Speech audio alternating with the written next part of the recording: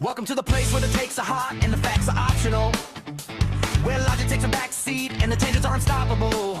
It's the show that starts nowhere and still gets everywhere. So buckle up, lean in, don't try to keep control. You're not tuned in to the kings of the rebel roll. You're not tuned in to the kings of the rebel roll. The rebel roll. Welcome to the Ramble Authority. I'm Jay. I'm Alan. This is the show that starts nowhere and goes everywhere. So, Alan, go ahead and get us kicked off this week. All right, my first point this week is I'm going to talk about a movie that I think gets severely disrespected. It does not get the props it deserves. And ladies and gentlemen, I am talking about the 1993 box office bomb, The Last Action Hero. And so here are my points. This movie was ahead of its time. It was in 1993, and it was really undone because it opened the same weekend as the original Jurassic Park movie opened. And I think people were expecting a different movie, but this movie was a self-parody. It was great satire. It really embodied that 1980s action movie cliches with the constant explosions and one-liners. And let's be honest, it was Arnold parodying Arnold. It was hilarious. I think if you go back and watch it, that film holds up better today than it did in 1993. You know, it's been a long time since I revisited Last Action Hero. I mean, it's probably been about 5 years since I watched it. I do remember going to see it. I was a lad at the time, but I did Me go too. see it in theaters. And I remember walking out of it going, I don't think that was bad, but it wasn't what I expected. And it's mostly the kid in it. I really didn't like the kid, but I got it as a framing device, you know. And I think you're onto something that was ahead of its time in terms of being meta commentary for a genre. Like Wes Craven would do that a year or so later with New Nightmare, and people weren't really ready for that. And then he would come back to it years later with Scream, which was written by somebody else, but was really like prototyped into that. Arnold, I think the reason people rejected it is Arnold was coming off the biggest moment of his career, Terminator 2. And it's hard to understate how big a movie that was, man. It lasted in theaters for a year. It made, hundreds of millions of dollars.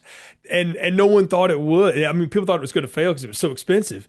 Last Action Hero poked fun at all of it. And John McTiernan's an incredible action director. He was coming off a string of hits too. I just don't think people were ready for it, you know? So it is definitely a cult classic. I will agree with you there.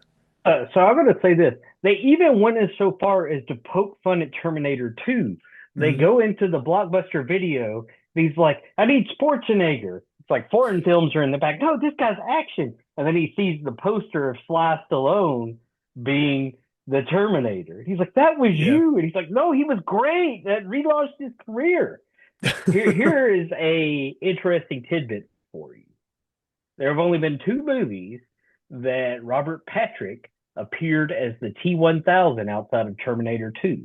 One is obviously this movie. Yeah. Can you name the other movie? Oh boy, that's a good one. Where did Robert Patrick appear as the T-1000 again? Did he do that in a Wayne's World movie? Wayne's World 2. I He thought I tried to remembered go that. there and he gets pulled over. Officer, what's the problem? And it's the T-1000. Okay, I thought it was one of the Wayne's World movies. Yeah, so having only seen both of them once, and know them more for their soundtracks, I think, but and the constant video on MTV. But yeah, no, okay, But I do think this was a solid film. It was ahead of its time, and I saw it as a kid too, and I didn't like it. But I did. I'm a little bit younger than you, not much, but a little bit, and I didn't get it. And as I got older, and just some of the things that would happen, because I make no bones about it. I love Arnold. I Mm. love 80s action movies. Like in my mind, Commando may be the greatest movie ever made. It's No, there are a lot of people that but agree with that, but it is a hilarious movie to watch, okay? But I love this movie, and I don't think it gets the respect it deserves. you've inspired me to go back and revisit this, so I'm gonna have to do that Maybe tab my friends over at Film Strip, see if they'll review it after all these years, because somehow in 450 episodes they haven't done that one. But yeah, so we'll get to that. Well, I'm going to keep on the movie train with my first talking point. And I'm here to tell you people that you're wrong about something. The Godfather is superior in every way to The Godfather 2. All you people that hold that up as, oh no, it's so much better, it's so much better. No, you're trying to make it a thing. Now, I want to say this from the get-go. The Godfather 2 is a very good movie. It's a little bloated, but it's a good movie and it's really watchable. But it has a lots of fits and starts in it. Because it's trying to jump timelines. That's actually the genius part of it, is showing young Vito Corleone come up, and Robert De Niro's incredible in that role, and all those flashbacks, those sepia tone flashbacks, as it were, and you really get to see how ruthless he is. When what we saw in the first Godfather, you wouldn't necessarily think that because of the way Marlon Brando played him, but all the Cuba stuff and the Lee Strasberg's Hyman Roth, the old man with his shirt off all the time, and just this, it's almost too much going on, and it's so dour. And I know it's trying to make the point, The Godfather 2, but to me, it runs out of steam at some point. Really, after Vito kind of rises to power is when it drops for me. The Godfather, on the other hand, never stops. It's a bunch of vignettes strung together. I mean, granted, it's not like your standard story, but it is compelling from the get-go because the cast in it is incredible. And it's amazing to watch people that we now know as like these, powerhouse actors and stuff, who at the time were well regarded in some ways, but Brando was the only one that had any kind of a reputation, and it wasn't a good one at the time. The studio didn't want him, and they didn't want Pacino either, but they did want James Caan. They were down for Duvall and everybody else. But when you watch them coalesce together, you watch those scenes, and the fact that that movie's 3 hours long and it feels like it's 2 hours, whereas Godfather 2 is over 3 hours long and you feel every second of it. To me, The Godfather is superior in every way, because if they had never done anything with it beyond that one movie, everything that happens in Godfather 2, you could assume happens because you see the darkness has taken over Michael at the end of it. That's my point. I think The Godfather is way better than The Godfather 2. Okay, so I'm going to say this. Godfather 2 is a better film if you're looking at it from a cinematic view. It's a more well done, picturesque movie. But the first movie is more raw, it's faster paced, and it has better storytelling than the second one. The acting was incredible. I mean, I don't think Robert Duvall gets the credit he deserves for being Tom. Yeah. He was fantastic in that role. But I will go one step further, my friend. The book is better than both movies. It has better subplots, better character explanations and motivations to their backstories. But I will agree with your main point. The first Godfather blows the second one out of the water. No argument from me. The problem with the book and trying to adapt the book is it is all the tangents and all the Yeah. salaciousness, because Puzo was pretty sleazy at that point because he was trying to make money. The man was desperate, and he'll tell you that, or would have told you that when he was alive. He also writes tomes. This is a man that wrote like a 500-page Superman script at one time. The man does not know brevity at all, and the fact that Coppola cut it down along with his producers and 50 other people involved in that. The fact that they cut it down to what they got for that one movie is fairly incredible. Like it's a good piece of slicing and dicing. I, for one, would love it if and they'll never do it because The Sopranos kind of became this, I think, if they had ever taken that and given it that prestige, like 5 seasons of television kind of treatment or whatever, Yeah. and had done the book, it would have been interesting. But so much of The Godfather 2 is not in the book. As a matter of fact, No, most it's of it not. isn't. It's just alluded to, and then they stretched it out and built something out of it. The Godfather is, you're pretty much, if you read it, like the movie goes along like it follows it. It's just in a different order, and the beats are a little different, and there's a lot more people to it. But to me, like the thing that I love about a movie is that when it leaves me with the gap and I want more of it, like I now am curious about these people. I'm going to go read the source material. The Godfather Yeah. gives me that, and that again, it's a 3 hour movie, so it's not like it's a small investment, but I feel like my time is well spent with it. Whereas I revisited these movies recently, even the third one, And I don't think that's as bad as people say it is. I'll save that for another day. But No, The Godfather is just so good, and it just flies by. And again, it unlike what Peter Griffin would say, it does not insist upon itself. It is actually really good. And I oddly enough, it lives in my top 10 somewhere. It doesn't quite break my top five because I will do that another day maybe. But I think The Godfather is a superior piece of cinema. And I'll push back on one thing you said. It is the Godfather 2 looks better because they have more money and they have more technology to use yeah. and better equipment. So the Godfather, though, it looks incredible when you realize what they were up against to get it done. They were cutting that together the week before it premiered. And the fact that Coppola, who really wasn't anybody at the time, had the vision for that is impressive. So I'll leave us with that with the Godfather. All right. All right. So my next point, I'm going to delve into the world of, we'll say capitalism, just to, friends, I'm here to tell you that the 40-hour work week is a scam. It's outdated. Now, first of all, you have to understand how the 40-hour work week came about. You had the Industrial Revolution. You had people mainly working 6 days a week, probably 70, 80 hours a week. So in its time, it was revolutionary. And there was this little guy named Henry Ford. And he told everybody, what I'm going to do is I'm going to pay you twice what anybody else is paying. And you do a 40-hour work week. 5 days a week, 8-hour shifts. Now, Ford in and of himself was genius because what he did was he essentially created an economy for his own product. He created workers that could buy his cars, meaning demand goes up, which means you need to make more cars. It was purely brilliant. But the 40-hour work week, as it was consisted then, um, is is kind of outdated, and I'll give you why. We have advancements in technology that allows us to be more productive. And there was a study that Forbes did about 10 years ago, and they found that most office workers are only productive 2 to 4 hours a day, that they waste half their day doing nothing, internet, talking to people. Um, and also, it's kind of based on an outdated system, okay? The 40-hour system was, it started in 1926. It really gained steam in the 50s post World War II. But it also made one assumption that one member of the household could work 40 hours a week and provide an income for a house, a car, maybe a vacation, maybe to send a kid to college. But you had another person who stayed at home who handled the child care, the cooking, the cleaning, the errands. Now, both spouses have to work 40 plus hours a week, and you still have all those other things that you have to accomplish. Um, so I do think it needs to be revisited. I've seen a lot of TED Talks where some companies have gone to 4 8-hour days and they found that they're just as productive because let's be honest, people do waste time. People go talk to their coworkers or they just kind of sit there and stare out the window, all a la Office Space, you know. But I think the 40-hour work week is outdated and it needs to go.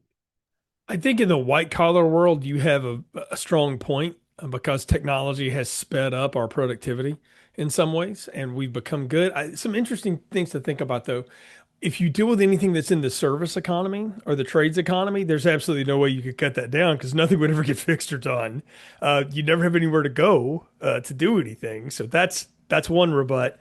The second part of it is this, and this is an interesting study. I just read this today that male parenting involvement in their kids is triple what the previous generation was for they Really? skip over my generation, but for like millennial parents and things, it's triple what their boomer parents were in terms of men involved in their kids' lives. And then it's almost, quadruple what the previous were and things like that. So even with all of that work and all the stuff people are doing, people are more involved in their families than they have been in the past, which I find is interesting.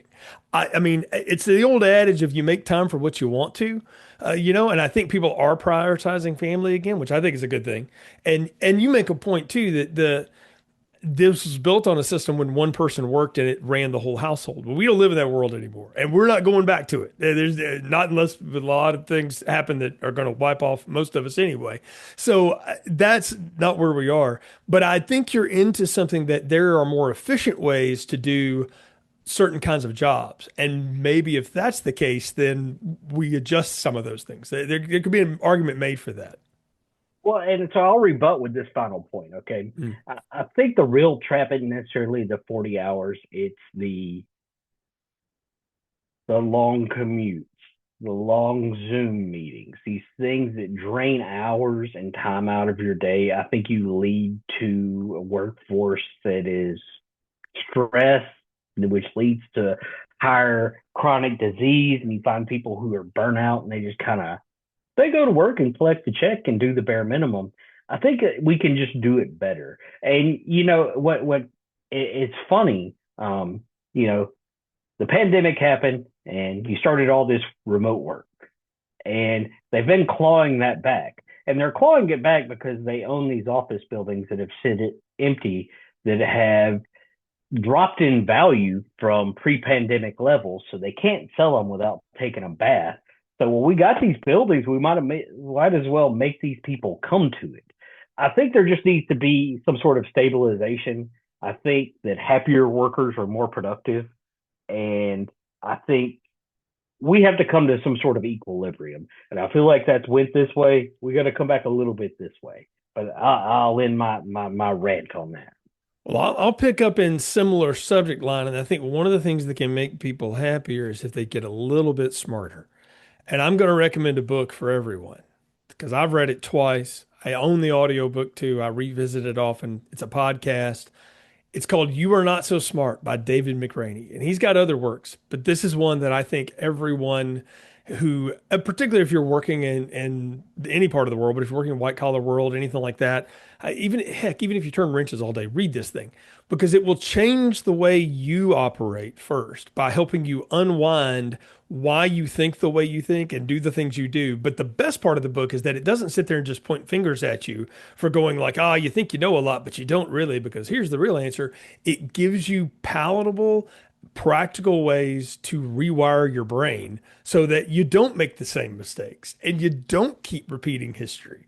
It is an incredible work. And I'll tell you where it started for me. I saw a TED talk of his talking about survivorship bias. It's an incredible talk. I won't steal the thunder of it. Go look it up and watch it. It's worth 15 minutes of your time. And I've reused that a lot of different ways and part of what I do for a living and talking to people. And it really helped me reframe a lot of the way I think. And this was, well over a decade ago.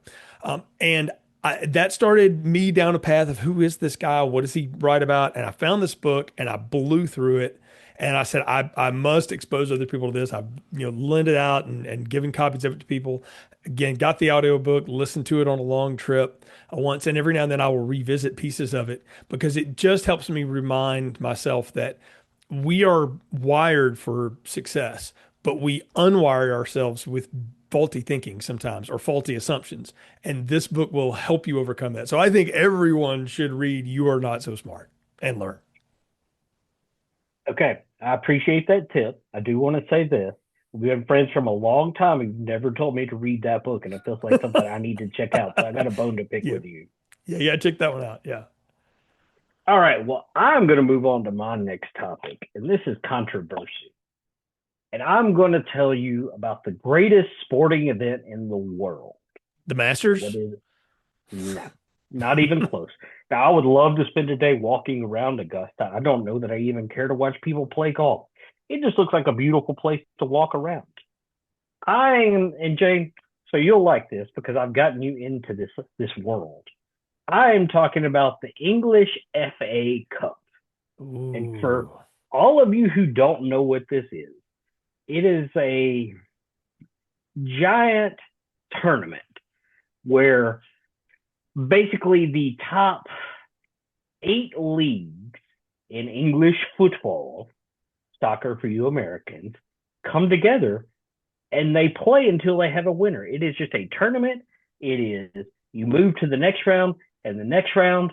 So you have these giant teams like Chelsea or Arsenal and then you have like these smaller semi-professional teams, and then you have these lower level teams where it's like the guys are working a 9 to 5 job, and then they go play football on the weekend, and they have a team. You get stories like Wrexham, which Ryan Reynolds owns, or Mansfield.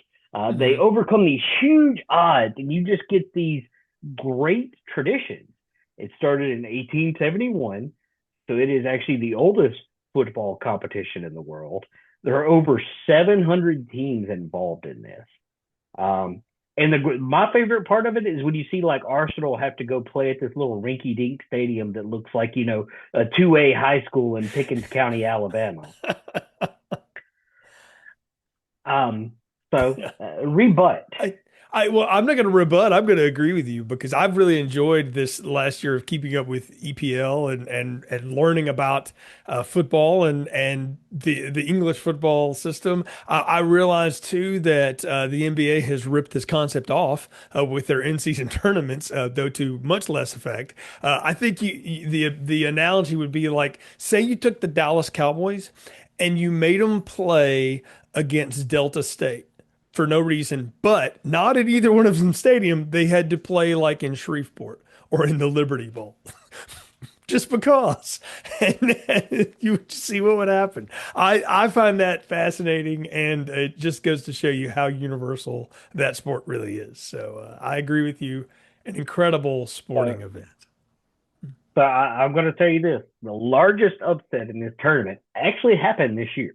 Okay, uh, Maslow's beat Crystal Palace 2-1. Okay, Yes. they're a 6 tier team. And so there's 117 position gap between them and Crystal Palace. Um, the largest ever. Now I know back in the 90s, Wrexham when they were nothing, they're still not great, but people just know who they are because of Ryan Reynolds. They Uh, beat Arsenal, but you get these giant defeats, um, and it's just fun. I mean, it's knockout football, win or go home. Yeah, and somehow Crystal Palace doesn't sack their manager for that. Like you imagine if Nick Saban lost to Harding in D2, he would even with all of his rings, they'd have still fired him. Like, you know.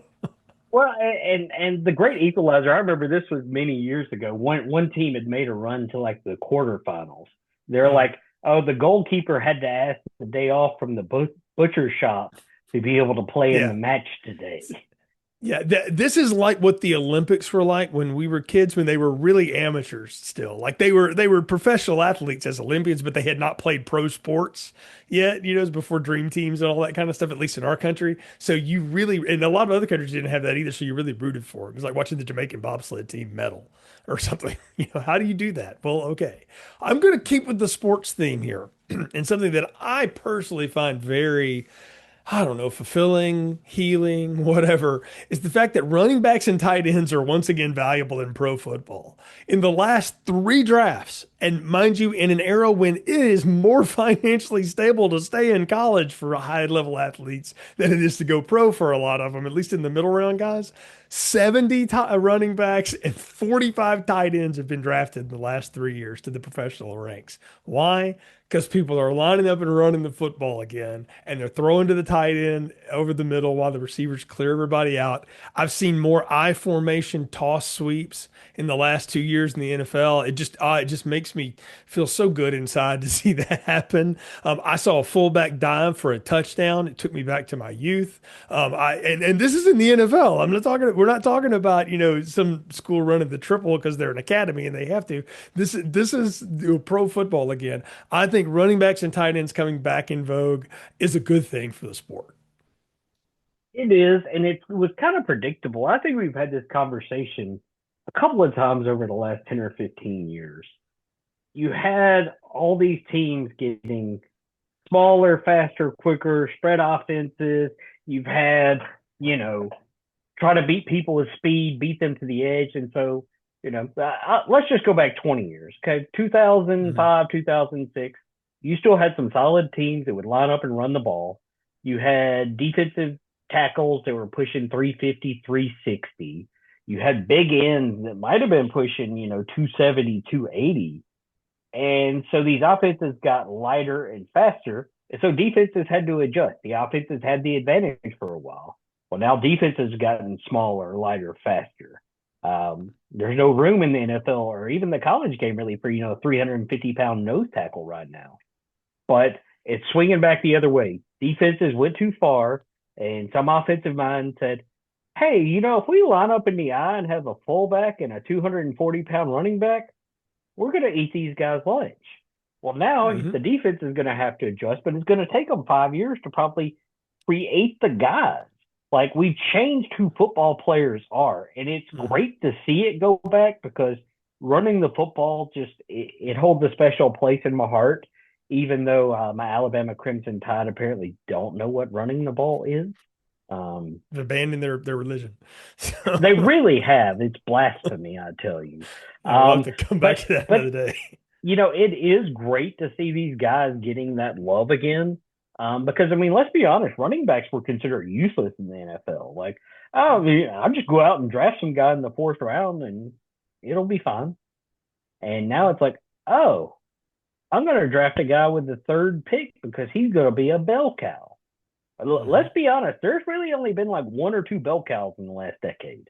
Um, Well, what you're seeing is, and it's a wiser use of the position, is we can platoon backs. We get guys that are either the same guy, and so we just run the same plays in between, or we get the speed back to go with the power back and we mix it up. But you're right. You're seeing, fullbacks, that's still a little niche. Like you see a few of them around and they're fun to see. But what you see a lot of multiple tight end sets. The Joe Gibbs offense has really come back in vogue. And you see a lot of multiple tight end looks and they move those guys around. I'll just leave you with this thought on that before we go to our last two segments here. Um, and it all goes back to one simple thing. And you talked about how offenses got lighter and faster and stuff. This is all still Texas's fault. That Texas 7-on-7 garbage has ruined football forever. And I will plant flags on that hill until I have no more hills to plant flags upon. And I how will did we leave it at lose that. that recording? We could have been Oh, billionaires. it's to the sands of time. But well, we have every week here or every show we're going to do these random topics and things like that. But we do have some recurring segments that we'll get into the third quarter of the show with, and one of them is going to be Alan's "Get Off My Lawn." So Alan, tell him to get off your lawn. Well, I'm an old man, as you can tell by the gray in the beard. I have no hair.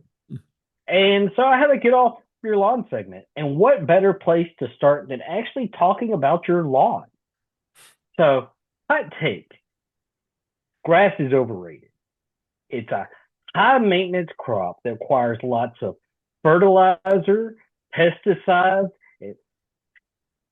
weed killer, and it creates biological desert with low biodiversity. You also have to factor in the fact the pollution that comes from these gas powered lawn equipment that you have to use to maintain said lawn. And we're not even talking about the runoff of the fertilizer and the chemicals with rain into the storm drains, into the creeks, into the streams, into the lakes, into the oceans and the rivers, and the giant dead zone we have in the middle of the Gulf of Mexico because of all this. Get rid of grass, get you some clover, and you'll be a happy man. And you And won't the have to cut cows the will grass love you. every week. And the cows will love you for the clover. I love it. I love it. I'm going to use my recurring segment as a creator highlight of the show. So, going to shine a little positivity, a little light on people that I think are putting some good stuff out there. Before celebrities took over this space from all of us and took over all the attention, it was just regular schmoes, just having a good time and talking. And one of my favorite regular schmoes to listen to is a fella named Phil Walsh from Phil at the Movies. And there's a lot of movie podcasts out there. I know what you're saying, but Phil's a different brand. All right.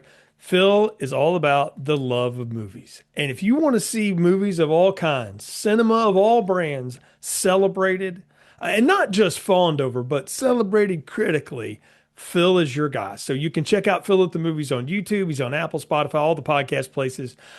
Has sometimes it's just Phil talking about what he's watching in the theater that week. Sometimes he's revisiting a classic. Sometimes he's bringing on friends. They're getting into a deep dive. This summer leading up, he is revisiting every Christopher Nolan film because the most anticipated movie, probably the last decade, is The Odyssey for Phil. He's really into Christopher Nolan's Odyssey. So if you want to hear somebody deep dive into the films of Nolan from a different perspective, Phil's your guy. So Phil at the Movies, I recommend to everybody. A good friend of mine and just a fun listen to any chance you get to check out a movie podcast. I strongly recommend. I'm excited about the Odyssey. I kind of wish it was like an HBO miniseries because that is a really long book to cram into like a 3 hour movie.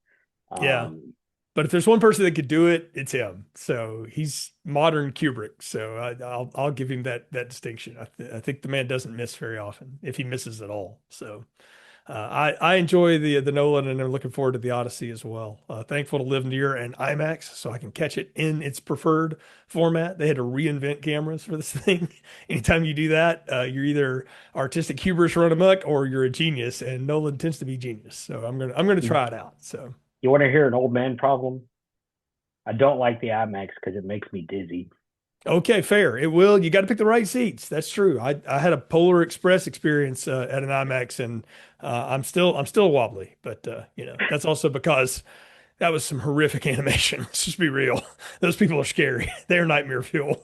So, but it paved the way. So we're gonna let it go. So, well, speaking of letting it go, we've enjoyed it here on the Ramble Authority. You can find the show on Apple, Spotify, YouTube, wherever you find podcasts. Spread the word.